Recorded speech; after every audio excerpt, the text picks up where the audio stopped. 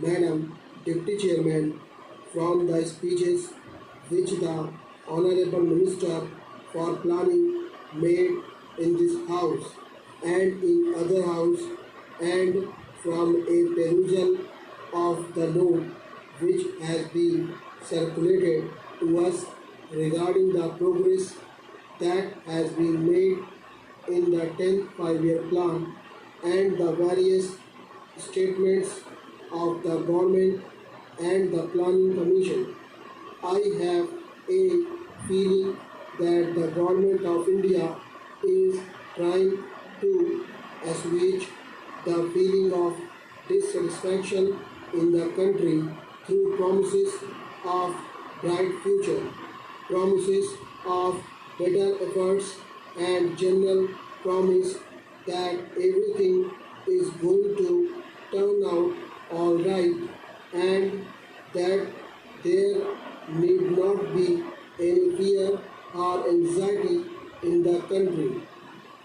Madam, while saying this, I realize that the country has made certain progress in the development of our economy during the last decade.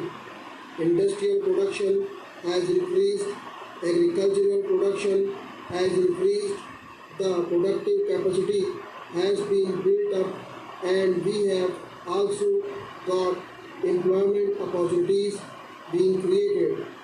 Above all, we have gained valuable experience in the development of our economy, especially in planning, and these are all to the credit side of the plan. Unfortunately, madam, the price that we have paid for this progress is rather heavy. The imbalances that we have created are likely to go out of control unless definite steps are taken to see that the imbalances are corrected at the earliest opportunity.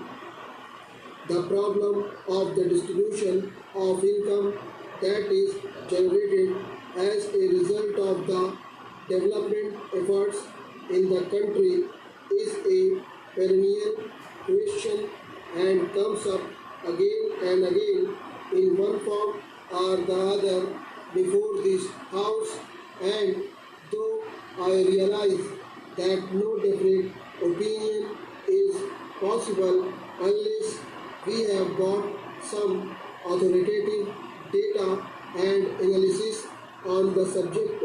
There is clear indication of the fact that if not economic wealth, at least economic power is being concentrated in fewer and fewer hands. As long as economic power is concentrated in such few hands, it will not be possible for us to develop in the manner in which we like.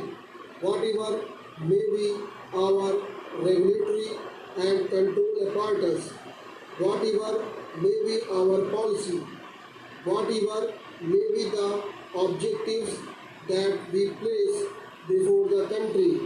Similarly, the imbalance between the rural and the urban sector is also increasing. I do not know whether in the rural areas some income has been pumped in as a result of our planned development. It is possible that the well-to-do peasants, the richer peasants, might have benefited as a result of our economic development, but as far as the rural area as a whole is concerned, the disparity and imbalance is definitely growing, and that is also a matter of concern. The very fact that urbanization takes place at such a rapid rate in our country is visible proof that the imbalance has been growing, with the result that neither the urban areas nor the rural areas are today in a position to live the life that they were living before our planned developmental efforts started. Now there is overcongestion in the urban areas. The civic amenities are all on the point of breaking down, and they continuously break down with the slightest accident here or there. The slums are increasing at a rapid rate and unemployment is increasing. Whatever may be the figures regarding crimes, etc., that may be published by the government, there is a definite impression in the country that the crime situation is also deteriorating. That is because of the congestion in the urban areas, because of the difficulties due to lack of resources.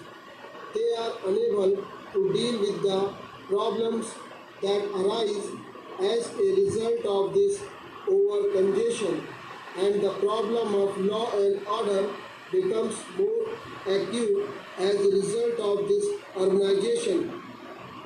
Thirdly, the question of unemployment has also taken a rather serious turn, and when the government spokesman addresses homilies to others regarding the agitation against high prices and higher taxes, they completely forget that year by year one earner has to support more and more people, and we have got the authority of no less a person than the planning minister himself to say that the real income of the earner, at least in the lower income groups, has not risen, and in spite of that, that earner has to support a larger and larger number of dependents. There is so much dissatisfaction in the country that people are clamoring against rising prices and rising taxes. The planning minister has given us a frank picture regarding what has happened in the first year of the 10th plan period, and we are grateful to him for this frank picture. The figures that he has cited have given us a clear idea of what is happening to our economy at the present moment. But he has tried to strike a note of optimism. He has tried to explain the reasons that are responsible for this state of affairs, and he has also indicated that the Planning Commission is conscious of all these drawbacks. Stop.